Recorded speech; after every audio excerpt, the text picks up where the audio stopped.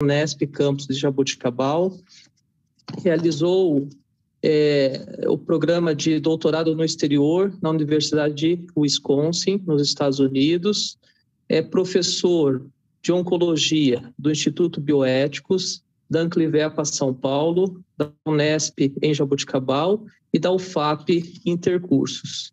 É professor colaborador no programa de pós-graduação, mestrado em Medicina Veterinária da Unesp.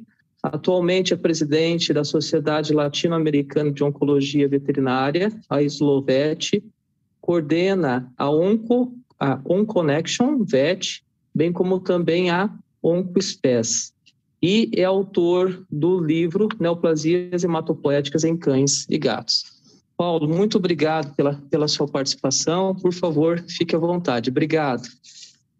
Obrigado, Andrigo. Obrigado, Abrovet, pelo convite, né? Sempre um prazer falar num evento tão importante aí, que eu sei que tem uma abrangência nacional e talvez até, creio que, latino-americana. Esse é um tema que a gente tem um desafio. Eu ganhei aí a missão, né, de falar um pouquinho sobre o perfil molecular do hemangiosarcoma esplênico e qual é a correlação das opções terapêuticas relacionadas a esse perfil molecular. Então, eu acho que esse é um tema novo, que a gente ainda está caminhando, mas é um tema que vai ganhando cada vez mais destaques, uma vez que a gente sabe que esse provavelmente aí é o futuro no que tange principalmente a terapêutica dos hemangiosarcomas.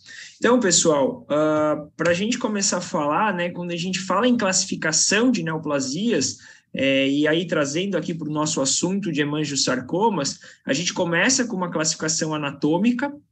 Então, na classificação anatômica, a gente sabe que no hemangiosarcoma nós temos diferenças. Por exemplo, um hemangiosarcoma cutâneo de influência solar, ele vai ter um prognóstico muito mais tranquilo do que, por exemplo, um hemangiosarcoma esplênico ou até mesmo de um hemangiosarcoma cardíaco. Então, o primeiro conceito, hemangiosarcoma não é tudo a mesma coisa, né? Dependendo da localização desse hemangiosarcoma, nós vamos ter prognósticos totalmente distintos.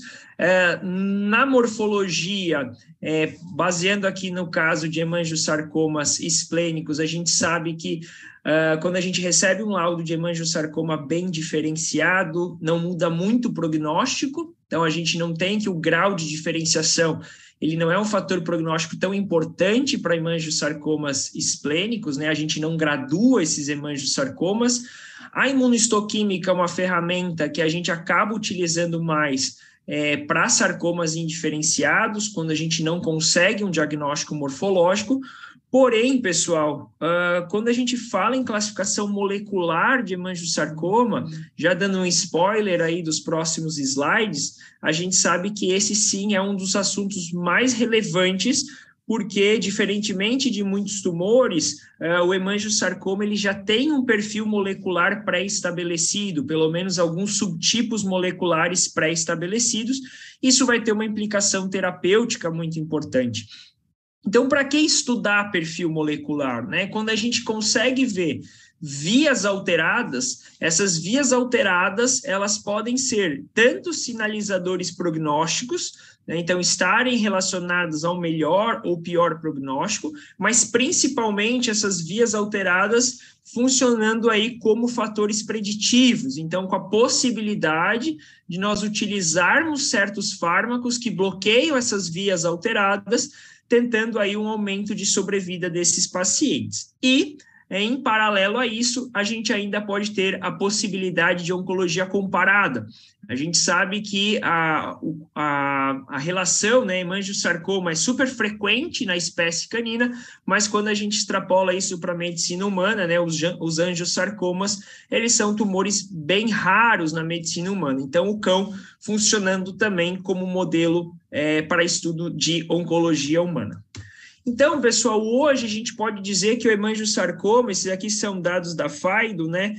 O hemangiosarcoma é o tipo tumoral mais estudado em termos moleculares. Então, esse aqui é um trabalho bem interessante, um dado bem interessante, né? Quando a gente pega aqui, ó, de perfil molecular de estudo de neoplasias caninas, o hemangiosarcoma acaba sendo o nosso principal tumor Por que isso, pessoal? Porque ele tem alguns perfis moleculares muito clássicos, e é isso que a gente vai abordar na palestra de hoje.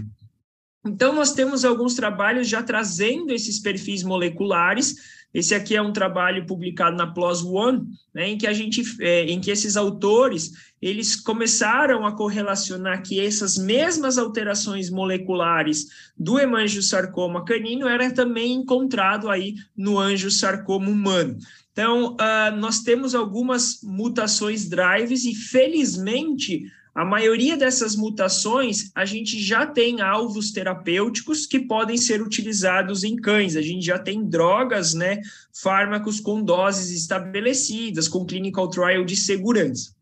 Então, aqui, pessoal, mostrando, nesse trabalho, eles avaliaram 50 cães com hemangiosarcoma, a grande maioria hemangiosarcomas primários, né?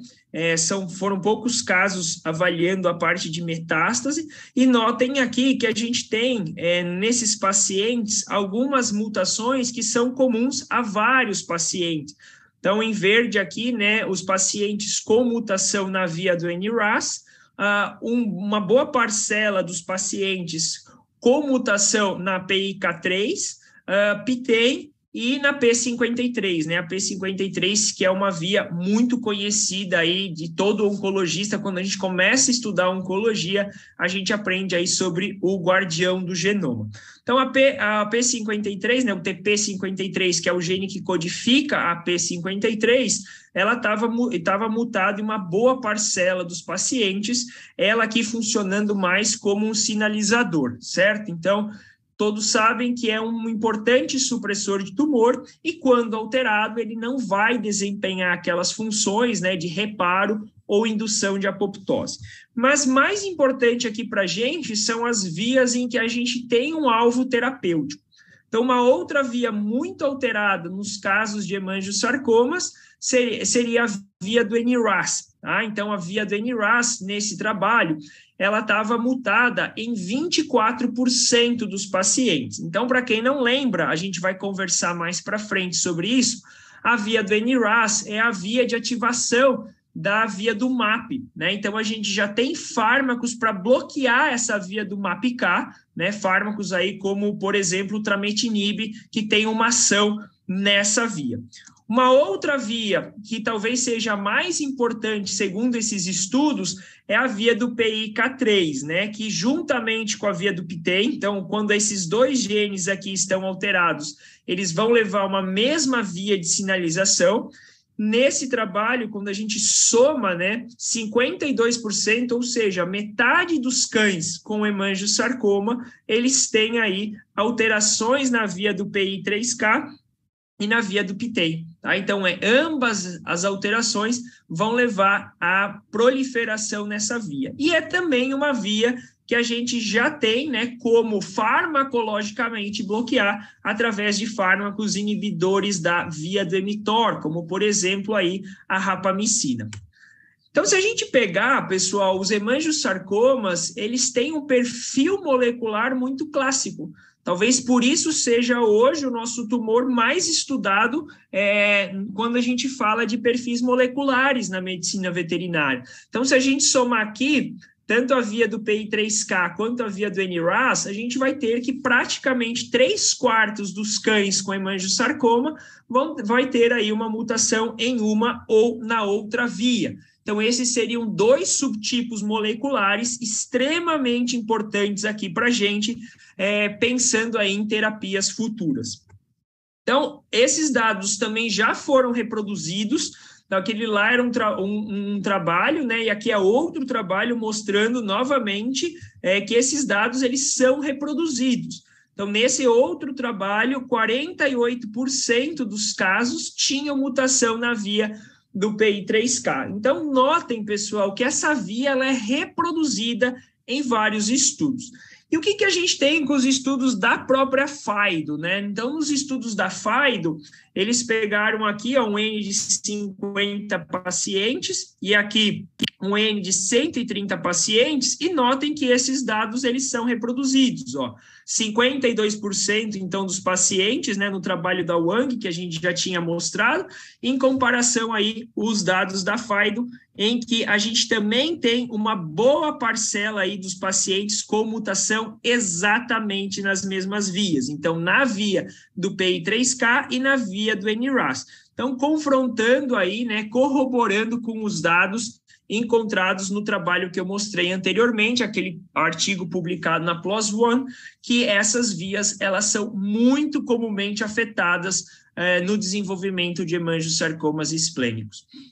Então, se a gente for observar aqui, ó, de 30% a 50% dos casos, com mutação na via do PI3K e na via do NRAS, 11% de mutação. Então, é muito importante que a gente comece a encarar o hemangiosarcoma, né? Além da classificação histopatológica, imunohistoquímica, de localização, que a gente comece a pensar no hemangiosarcoma em dividi-lo de acordo com padrões moleculares. Então, por que isso é importante, né? Isso não está relacionado puramente a prognóstico. Isso tem uma implicação terapêutica. Por quê? São duas vias, então, tanto a via do NRAS quanto a via do PI3K são vias que a gente já tem fármacos que podem bloquear e, consequentemente, serem efetivos no tratamento desse hemangiosarcoma. Então, falando um pouquinho da via do PI3K, né, a via AKT-mTOR, então a gente sabe, ó, que e claro que isso aqui ainda são estudos in vitro, mas olha só, estudos in vitro mostrando que a inibição da via do mTOR em células de hemangiosarcoma levaram aí uma diminuição na proliferação celular. Então, o VDC 597 é um inibidor da via do mTOR, né, e foi testado aí em 3 linhagens celulares distintas de hemangiosarcoma e todas elas aí com diminuição da proliferação celular. Aqui, ainda nesse mesmo trabalho, mostrando um efeito sinérgico com doxorubicina. Então, a possibilidade de a gente associar determinadas medicações. Então, o VDC associado, né, então, que é o inibidor do mTOR, associado à doxorubicina, também levou aí uma diminuição na proliferação celular. E também diminuição da migração, então, relacionado aí às metástases. Só que, pessoal, é muito importante que a gente saiba que estudos in vitro, nós temos um abismo até chegar no clinical trial fase 4. Então, é promissor, né? Me parece ser interessante que a gente leve em consideração essa via quando a gente fala de tratamento de hemangiosarcomas, mas, obviamente, que ainda a gente tem um caminho relativamente longo até isso se provar 100% eficaz. A gente vai falar um pouquinho sobre isso. Uma outra via alterada nos casos de hemangiosarcoma seria a via do NRAS.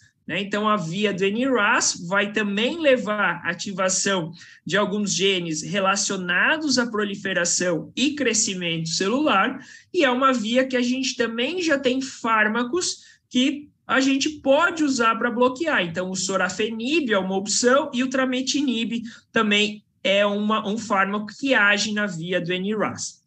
Então, nós também já temos trabalhos em cultivo celular sobre inibição da via do NRAS em relação às células de hemangiosarcomas. Então, a gente já viu que estudos in vitro também, assim como acontecia na via do mTOR, que estudos in vitro mostraram que a inibição da via, né, do MAPK, né, a via ali do NRAS, em cultivos celulares, levava a uma diminuição da proliferação. Então, essas duas vias, elas se tornam promissoras nos estudos in vitro. Então, nós temos fármacos, esse aqui não foi usado em hemangiosarcomas, mas são fármacos só para mostrar que a gente já tem dados em cães, né, o sorafenib, com o grupo lá da professora Laura Marconato, que fez o estudo com carcinoma hepatocelular não passível de remoção cirúrgica, e então nós já temos doses preconizadas, nós já conhecemos efeitos adversos, e são terapias aí promissoras. Mas, novamente, né, eu mostrei, por enquanto, dados ainda in vitro, e a gente sabe o caminho que a gente tem que seguir até chegar num Clinical Trial 4 de segurança, de eficácia em comparação às doses padrões, até isso se tornar comercial. Bom, pessoal, então esses estudos que eu mostrei para vocês, eles são estudos que avaliaram mutação, né? Então, isso é importante que a gente saiba que tem uma diferença em relação ao nosso Oncomapa. Então, o que a gente tem hoje, né, de possibilidade de entendimento de pacientes que podem ter essa mutação? Então, a gente, na verdade, quando a gente fala em mutação, nos trabalhos anteriores, é uma metodologia diferente do Oncomapa. Isso precisa ficar muito claro. O Oncomapa, né, que é disponibilizado, a gente tem acesso no Brasil, com o laboratório VetPat. O Oncomapa, ele é um exame que avalia, né, a superexpressão ou a baixa expressão em comparação ao normal. Tá? Então, a gente vai fazer através de uma avaliação de 96 genes, né, do RNA de 96 genes, é onde a gente vai avaliar se esses genes eles estão superexpressos ou em baixa expressão. Então, não avalia tanto a mutação como os exames anteriores. Então, acaba sendo uma avaliação semi-quantitativa. Bom, então eu tomei a liberdade, né, conversei com o Felipe e a gente fez um levantamento de 17 casos de hemangiosarcomas submetidos ao Oncomapa e a gente consegue ver que essas mesmas vias, elas são extremamente comuns no Oncomapa também. Então, a via do PI3K, por exemplo, com 35% de superexpressão em algum desses genes, né, a KT1, a KT2, a KT3, e no caso da via do NRAS, então, tanto o NRAS, quanto o KRAS, quanto o MEK, com superexpressão aí em 58,8% dos casos. E, curiosamente, 23% dos animais tinham superexpressão nas duas vias. E, obviamente, que a gente vai ter também uma parcela de pacientes que não tinha alteração em nenhuma das duas vias. Peguei aqui o paciente 14, ó, de superexpressão, ele tinha genes não relacionados a nenhuma das vias. Felizmente, tinha uma topoisomerase 2 aqui, que é o alvo da doxorubicina. Então, esse paciente poderia se beneficiar do uso de doxorubicina. Então, 29, vamos colocar aí 30% dos pacientes não tinham superexpressão nem na via do NRAS, nem na via do PI3K, a via do mTOR. Além disso, pessoal, nesses dados que nós computamos, 35% dos cães tinham superexpressão na via do RET. E a via do RET é uma via que pode, eventualmente, estimular tanto a via do MAPK, né, que é a mesma via do NRAS, quanto do PI3K, né, a KT. Então, aí mostrando que mesmo que eu não tenha uma mutação direta nessas duas vias, eu posso ter mutação no RET, estimulando essas duas vias e talvez tendo um benefício clínico com a inibição. Então, eu trouxe um caso só para exemplificar. Esse aqui é um paciente meu, Chicão, hemangiosarcoma esplênico, estadiamento 3. Então, estadiamento 3, para quem não lembra, é quando a gente já tem metástase à distância. Então, quais são as opções que a gente dá para o tutor? Ele pode usar a máxima dose tolerada, né? Normalmente a doxorubicina. A gente pode pensar em quimioterapia metronômica para esse paciente, ou a terapia de precisão através aí do Oncomapa. Muitas vezes a terapia de precisão vem a somar o tratamento já padrão, uma máxima dose tolerada. Então, para o estadiamento 3, a gente sabe que a máxima dose tolerada ela é superior à metronômica, né? Provavelmente a Karen vai abordar isso na sequência, que ela vai falar de quimioterapia, certo? Então, a máxima dose tolerada para estadiamento 3, ela é superior, né? Seria uma opção para o Chicão. Mas, conversando com os tutores, né, então eles resolveram fazer o Oncomapa. Então, a gente tem aqui um paciente submetido ao Oncomapa, e aqui, para quem não conhece, né, dos 93 genes, o exame vem assim, vem os genes que estão super expressos e os genes de baixa expressão. Então, se a gente olhar aqui, ó, ele tem super expressão do AKT3, né? A AKT3 é a via do mTOR, lá que eu mostrei para vocês, PIK3. Então, rapamicina para esse paciente acaba sendo uma opção. Então, aqui mostrando, né, a via do AKT1, AKT2, AKT3. Então, o bloqueio aí com inibidores da via do mTOR podem ser benéficas para esse paciente. Então, rapamicina, a dose que a gente usa hoje de rapamicina é 0,1 miligramas por quilo em dias alternados, certo? É um fármaco extremamente bem tolerado. Nós temos já dados, né, em larga escala em cães. Esse trabalho aqui todo mundo acho que teve acesso, né, os oncologistas, que infelizmente não teve um ganho de sobrevida para osteosarcoma, mas pelo menos a gente conseguiu dados sobre toxicidade. Então, só 18% dos cães que fizeram o uso da rapamicina apresentaram efeitos adversos, né? E nenhum exibiu toxicidade grau 5. Então, tudo grau, a maioria, né, grau 1 ou 2, letargia, diarreia, anorexia, náusea. Então, efeitos adversos totalmente manejáveis. Esse é um trabalho já da Pfizer, né, em larga escala, com a rapamicina. Então, o que está aqui mais escuro seriam os efeitos graves do uso da rapamicina e nenhum animal com efeito grave, né, no máximo, efeito moderado, mas numa pequena parcela dos pacientes. Ainda voltando no oncomapa do Chicão, nós tínhamos alteração na via do MEC1, né? Então, que a gente já comentou que é a mesma via aí do NRAS, então o trametinib para esse paciente também seria uma opção. Então, lembrando, a via do NRAS, ela vai ativar aqui, né? Está na mesma via do MEC, e aí o uso do trametinib podendo bloquear essa via, ok? Trametinib, a dose é 0,02 a 0,03 miligramas por quilo, via oral diariamente. É uma medicação bem mais cara que a rapamicina, então se a gente comparar, né, por exemplo, o Mekinist é um fármaco já um pouco com custo mais elevado em comparação aí à rapamicina. Também, falando um pouquinho sobre segurança, o trametinib, ele parece ser seguro, então, nenhum paciente com efeitos graves.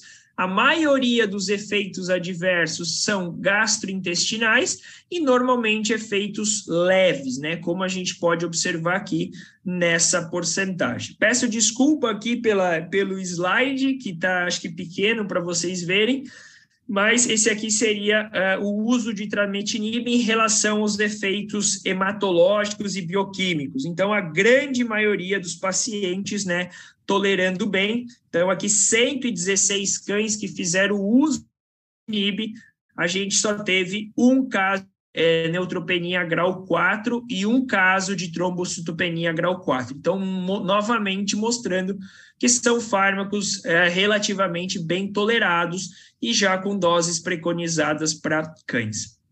Então, pessoal, se a gente for levar em consideração esses dados, nós podemos ver que temos dois perfis moleculares bem clássicos no hemangiosarcoma e ambos com possibilidade de terapia-alvo. Então, algumas perguntas, né, que talvez eu não vou responder, eu vou deixar em aberto, porque a gente está começando a trabalhar nesse assunto. Quais seriam as limitações, né? Será que o Oncomapa é a solução de todos os nossos problemas? Não, a gente vai ver que é uma ferramenta importante, mas que a gente tem que ter consciência e pé no chão em relação a algumas limitações. Primeira delas, né, a gente está fazendo uma semi-quantificação da expressão, né, de quanto que eu tenho em comparação, por exemplo, a um baço normal. Mas será que quanto a mais faz diferença? Será que se eu tiver uma expressão 2, 3, 4 ou 20 vezes maior, será que a gente vai ter diferença de relevância disso? Então, isso é um próximo passo, a gente pensar em quantificar essa superexpressão de cada um desses genes e ver se essa quantificação ela tem uma relevância clínica. Isso seria algo bem interessante para a gente trabalhar aqui. Importante explicar para o tutor que, beleza, a gente vai bloquear duas vias que estão bloquear vias que estão alteradas no hemangiosarcoma, mas a gente está falando de um painel aí de 96 genes. Então, obviamente que pode existir outras vias de proliferação, outras vias de metástases que não são contempladas aí na análise de 96 genes. E, pessoal, é muito comum que no Oncomapa venha vários genes alterados, né? Então, a gente sabe que eu não consigo associar todos os fármacos de uma vez só. São fármacos que eu posso fazer, por exemplo, uma doxorubicina, que é o nosso tratamento padrão, associada a uma rapamicina, associada a um trametinib. Mas, obviamente, se eu tiver 4 ou 5 fármacos alvos, eu não vou poder usar os 5 de uma vez só, né? Porque senão eu tenho uma limitação que é a toxicidade. E, obviamente, são fármacos que a gente está começando a usar na veterinária, então a gente não tem ainda dados tão precisos, né, se aquela dose realmente vai atingir uma concentração sérica efetiva, se eu tenho mecanismos de resistência, quais são esses mecanismos. Então, são respostas que a gente ainda não tem. Bom, mas o que fica claro aqui, né? Qual é a mensagem que eu quero deixar? Eu tenho dificuldade de falar em pouco tempo, né? Mas qual que é a perspectiva futura? Eu acho que sim, a gente, num futuro muito próximo, nós vamos classificar os hemangiosarcomas esplênicos de acordo com 2 ou 3 perfis moleculares. Então, talvez a gente vai precisar fazer análise de 96 genes. A gente vai ver se há alteração na via do PI3K, na NRAS, ou se não há nenhuma dessas vias, né? Se são aqueles cães que fogem à regra. Eu acho que isso é o futuro próximo. O que a gente sabe baseado em medicina humana? Que os resultados da terapia de precisão acabam sendo superiores às terapias convencionais. Eu não posso, né, divulgar dados, mas eu tive acesso a alguns dados que devem ser publicados agora, nos próximos meses, os dados aí já mostrando um benefício da terapia de precisão em casos de hemangiosarcomas esplênicos. Então, esses dados devem sair nos próximos meses com um ganho, né? Não é nem discreto, é um ganho significativo aí na sobrevida quando aplicado terapia de precisão. Claro, pessoal, que talvez a gente não vai substituir a terapia tradicional, né? Por exemplo, uma quimioterapia, mas a ideia é que a gente trabalhe com sinergismo, que a gente associe. Claro que ainda a gente precisa saber se essa associação vai ser concomitante, se ela vai ser sequencial. Então, são respostas que a gente ainda não tem. E, obviamente, paralelo a isso, a padronização dessas doses, os intervalos de administração.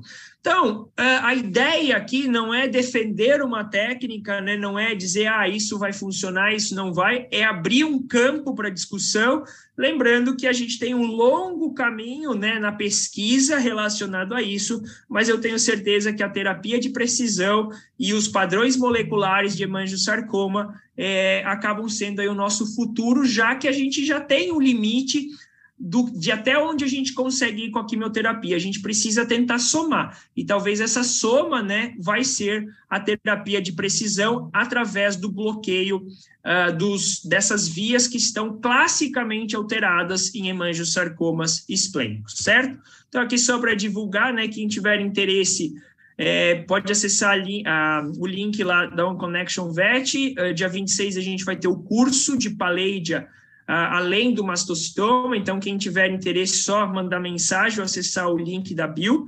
E eu gostaria mais uma vez aí de agradecer o convite da Agrovet para falar desse tema que é tão desafiador.